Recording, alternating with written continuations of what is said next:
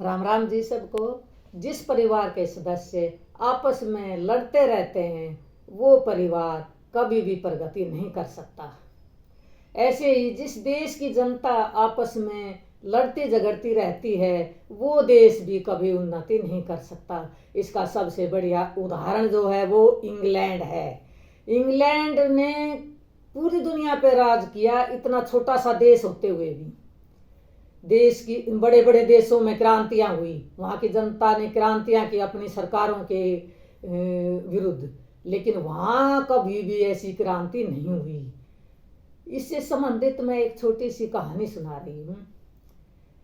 एक परिवार के सदस्य आपस में बड़े ही मिलजुल के रहते थे, कभी कोई विवाद उनमें नहीं होता था।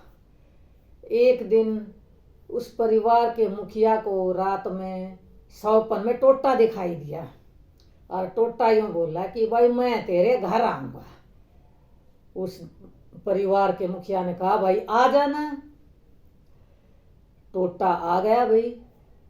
अब उसी दिन उस परिवार के सदस्य की मुखिया की घरवाली ने जो है वो खिचड़ी बनाई और खिचड़ी में उसने नमक भी डाल दिया। फिर जो है बड़ी बहू उसको चेक करने के लिए आई तो उसने भी नमक डाल दिया।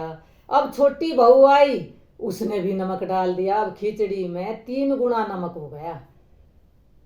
परिवार का जो मुखिया था सबसे पहले वो खाने के लिए बैठा। उसने जैसे ही खिचड़ी खाई वो समझ गया कि टोटा प्रवेश कर चुका है। वो चुपचाप खिचड़ी खा के चला गया, कुछ नहीं बोला। फिर बड़ा बेटा आया। बड़े बेटे ने फिर अपनी माँ से पूछा, माँ पापा खिचड़ी खा गए? उसने कहा हाँ बेटा वो तो खा गए। उन्होंने कुछ भी नहीं कहा, नहीं वो तो कुछ भी नहीं बोले। फिर वो भी खा गया। फिर छोटा बेटा आया। छोटे बेटे ने भी जैसे ही खिचड़ी खाई तो उसने भी पूछा अपनी घरवाली से कि पापा खिचड़ी खा गए? बोला हाँ वो तो खा गए। कुछ बोले? बोला नहीं वो तो कुछ नहीं बोले।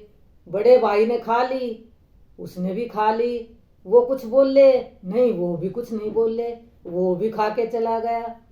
टोटे ने सोचा इस परिवार में मेरा कोई काम नहीं। इस परिवार के सदस्य इतने प्रेम से रहते हों, मेल जोल से रहते हैं, वहाँ मेरा कोई काम नहीं। टोटा जो है आउट हो गया, चला गया बिल्कुल। इसलिए प्रेम से रहिए और अपने परिवार और अपने देश के बारे में, प्रगति के बारे में सोचिए। मेरी बातें अच्छी लगी हों तो शेयर करना, और अगर किसी को ये अच्छी ना लगी हो तो मैं माफ़ी चाहती हूँ। धन्यवाद।